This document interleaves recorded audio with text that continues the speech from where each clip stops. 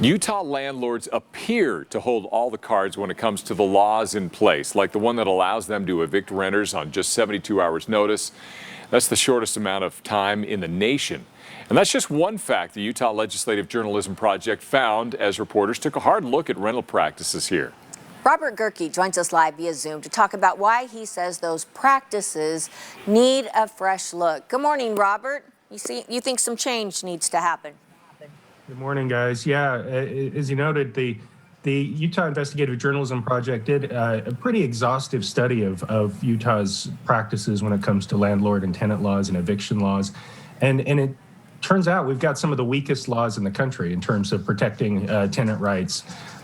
We end up with, things like triple damages. If you end up getting evicted, you have to pay the landlord 3 times what the rent is due.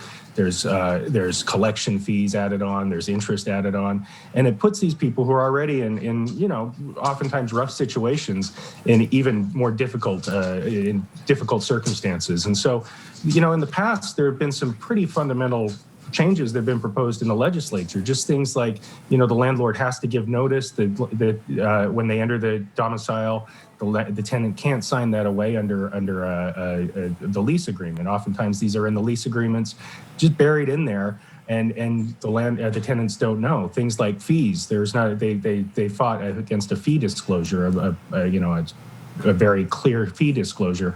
And so, we've just got to reassess this, I think, because we've seen some abusive practices. I want to be clear, not all landlords are bad. I mean, most of them are good, but there are some who are engaging in these practices that end up taking advantage of their renters.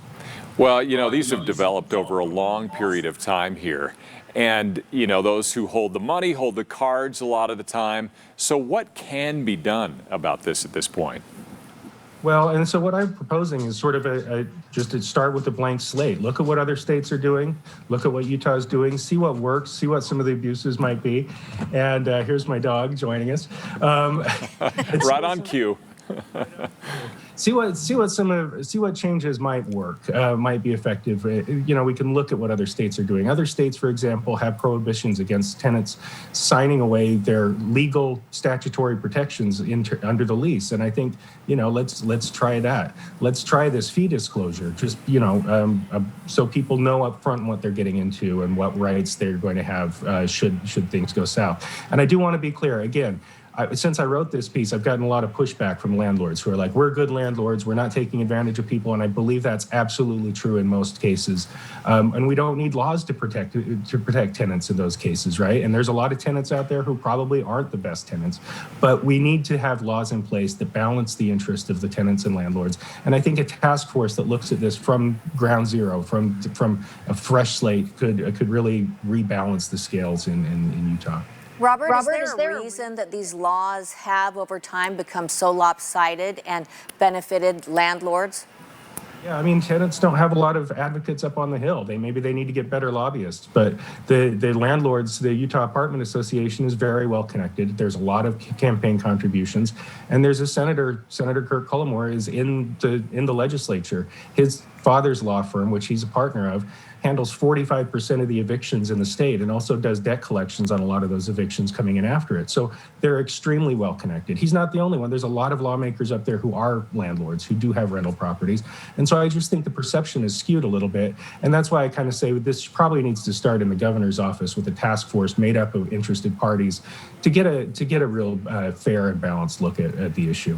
Robert, changing laws is a massive machine with very slow grinding gears. So in the meantime, what can renters do if they feel like they've got a problem, if they're A, dealt with illegally, or B, not fairly? Yeah, I mean, part of this is to know your rights going into a lease, but oftentimes these leases are incredibly dense. There are some legal services out there available to renters who find themselves in a predicament, and you should never try to represent yourself because the landlords aren't representing themselves. It turns out 93% of renters go into court in these eviction cases representing themselves, and it's always worthwhile to get some legal counsel, some legal advice, and there are free or pro bono services available in that case. And so, I think it's vital that people take advantage of those. Yeah, good information, Robert, especially during a pandemic when so many people are struggling to make rents. So Appreciate it. Article in today's Trib. Yeah, thanks, Robert and Puppy. Appreciate it.